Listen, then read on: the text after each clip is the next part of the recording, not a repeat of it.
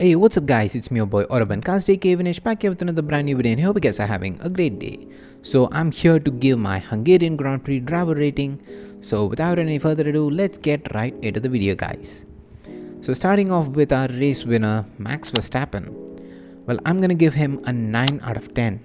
Well, it was a flawless performance and I feel like giving 10 out of 10 would be for the best of the best. So he didn't get pole position.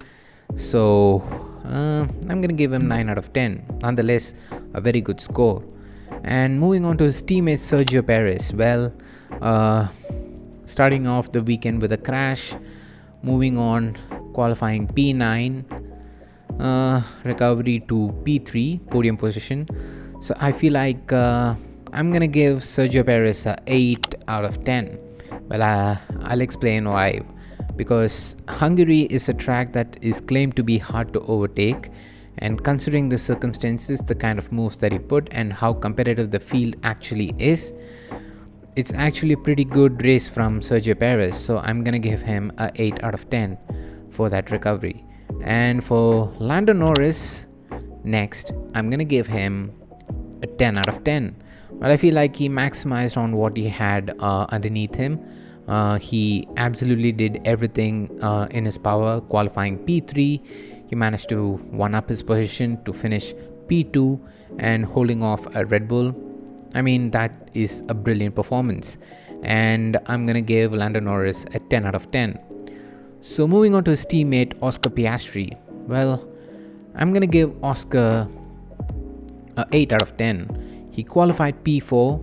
He had no crash. It was a smooth weekend for him, but qualifying P4, I expected for him to finish at least P4 because the car clearly had pace. You can see it with Lando, and considering how much the grid and the paddock has been hyping up Oscar Piastri as a talent who is a future champion in the making, I expect for him to be in the pace of Lando Norris. So if he was any closer to that, I feel like he would have been able to easily finish at least P4, finishing behind the Mercedes, Red Bulls, both the Red Bulls and his teammate.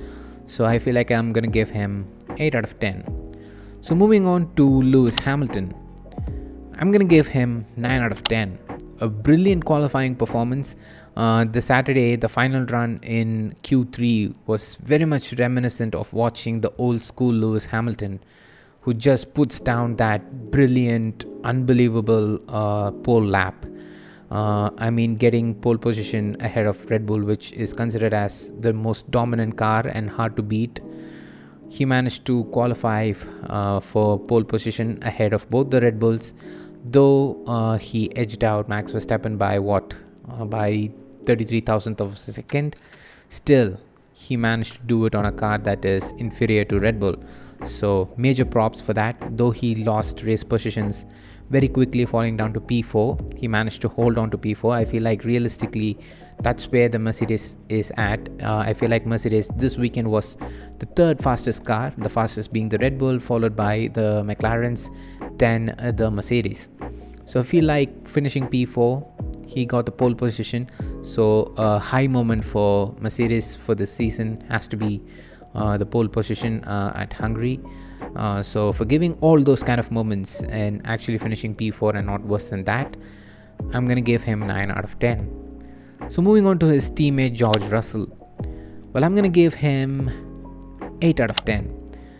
Well, it was a brilliant recovery drive from George Russell, qualifying P18 to finish the race P6.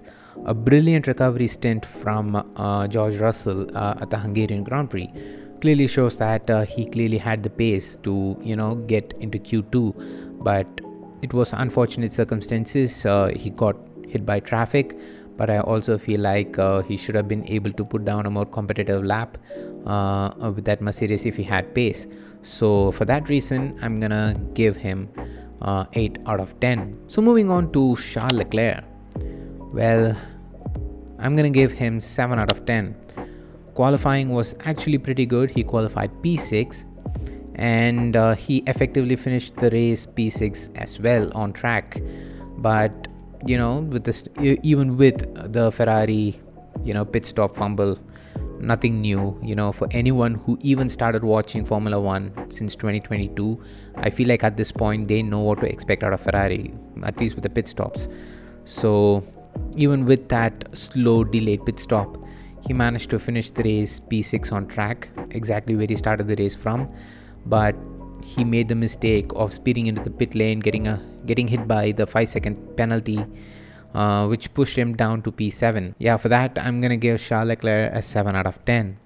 So moving on to his teammate Carlos Sainz.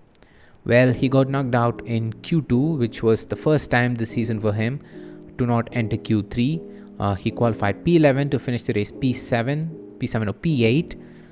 A good result. I don't know if he was getting held up by the team to protect Charles Leclerc from falling further down the order with the penalty. So not sure about that. He finished P8, which is not that bad of a result, but for not getting into Q3, I'm going to give him a 7 out of 10.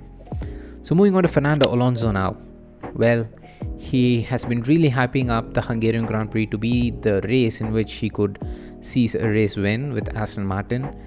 He qualified P8, finished the race P9. I mean, he maximized on his result. I don't really think it was anything that has to do with Fernando Alonso's skills. I think it's just the car's pace. It's just fallen on its face.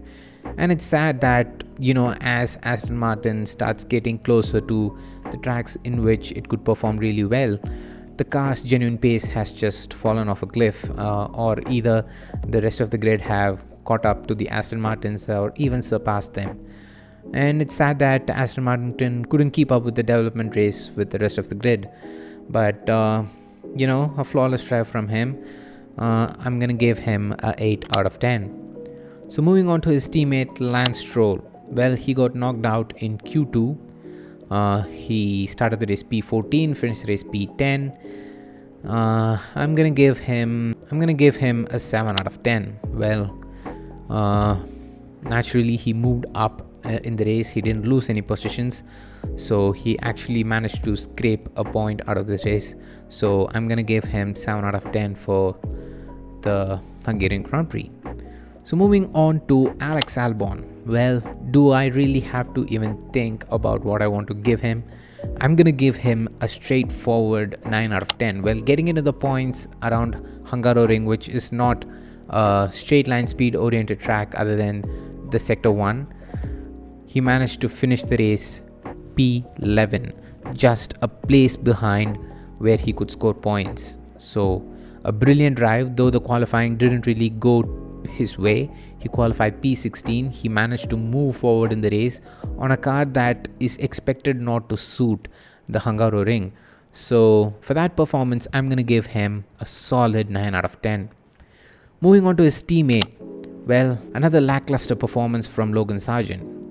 Well, everyone expected for him to do well around the Hungaroring, considering that it is a track that he's very much familiar with. He had his personal best result in Silverstone. We expected for him to take confidence and motivation from that race and build on it, but he qualified dead last P20 and finished the race dead last P18 with 2 cars retiring from the race. So I'm gonna give Logan Sargeant a very disappointed 2 out of 10. So moving on to Valtteri Bottas. Well, the Alfa Romeo in general this weekend, I don't know if it was due to the new tire allocation or the new qualifying format, but the Alfa Romeos were absolutely flying in the qualifying sessions. Both the cars got into Q2 with Valtteri Bottas qualifying P7. Under long run race trim, obviously the Alfa Romeos shortfalls start to show up. He started falling down the order. He finished the race P12, starting P7. So overall, not a bad weekend for him. I think that is the best the Alfa Romeo could do around this track, and I feel like he absolutely maximized on his race result this weekend. He made no mistakes. Couldn't say the same for his teammate. Yep. For that, I'm gonna give Valtteri Bottas a solid 7 out of 10. So moving on to his teammate Zhou Guanyu. Well, he had a brilliant qualifying session Saturday. He qualified P5 and had a horrible race start, made a mistake into turn 1, locking up his brakes, running into Daniel Ricciardo, hitting him, and that caused a very chain reaction of Daniel Ricciardo running into the back of Esteban Ocon. Then Esteban Ocon hit Gasly, which took out both the Alpines out of the race. So all of that, he got hit by a 5-second time penalty, which means he finished the race P16, starting P5. So he lost 11 places compared to his teammate. Considering Valtteri Bottas started the race behind Zhou Guanyu, it was not a good outing for Zhou Guanyu. So for that performance, I'm gonna give Zhou Guanyu a 5 out of 10. So moving on to Daniel Ricciardo. Well, here's where the happy days begin for me. I'm really happy for him. He genuinely performed and excelled, and kept up with my expectations out of him. He really lived up to it. I mean, he qualified P13 on that AlphaTauri, out qualifying his teammate, on his first race after 7 months. Clearly 7 months out of a racing seat, proper competitive racing, being back in the car, especially a car that is considered to be the slowest of the field, managed to get P13 in qualifying, out qualifying his teammate, finished the race P13 even after getting heated at turn 1 at lap 1, falling down the order behind his teammate. He still managed to outrace his teammate and finish P13. That shows the race pace of Daniel Ricciardo. So clearly he has not lost his mojo. His magic is still very much there.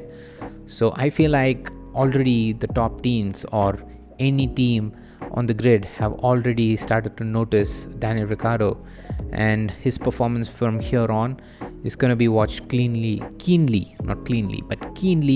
by everyone around the paddock. So his future in Formula 1, I feel like, is very much secured. So for that kind of performance, I'm going to give Daniel Ricciardo a 8 out of 10. So for his teammate Yuki Tsunoda, well, he got out qualified by his new teammate. So he qualified P17, getting knocked out in Q1. He managed to finish the race P15. So not a huge step forward, with 2 cars getting retired from the race, which actually started ahead of him. So he technically made no positions in the race. He basically held on to the place that he started the race from. So for that, I'm gonna give Yuki Tsunoda a 6 out of 10. So moving on to Nico Hülkenberg. Well, Nico Hülkenberg, as usual, worked his magic on a qualifying day.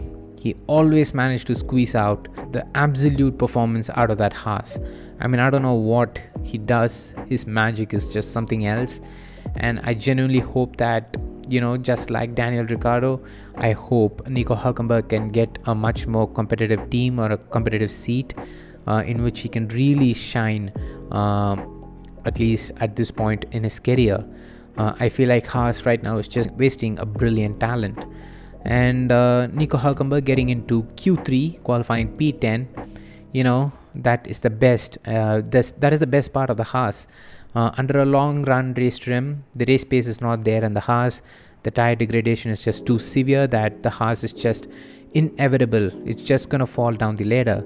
So he fell down to finish P14. So for that performance, I'm gonna give Nico Hülkenberg P7. So moving on to his teammate Kevin Magnussen.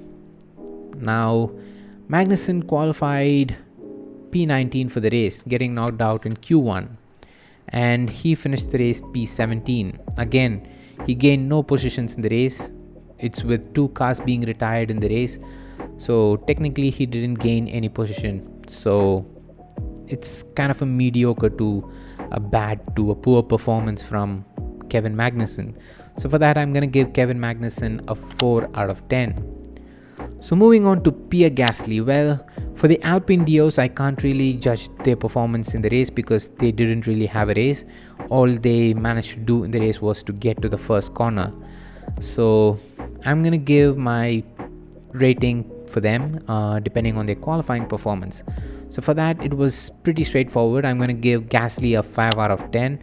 5 out of 10 because they didn't get into Q3. They got knocked out in Q2, and even in Q2 his lap was not too strong. I think he got up to P13 or P14, after which his lap time got deleted, which means he started the race from P15. So for that, I'm gonna give Pierre Gasly a 5 out of 10.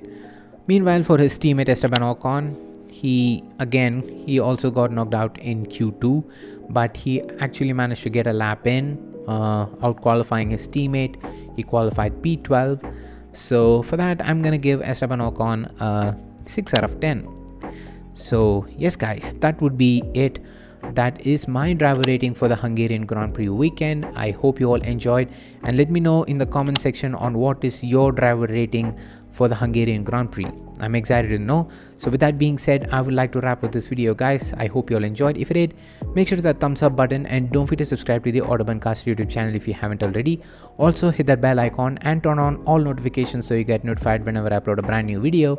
It's me, your boy ALBON aka Vinesh, and I'm out. Love you guys, stay safe, peace.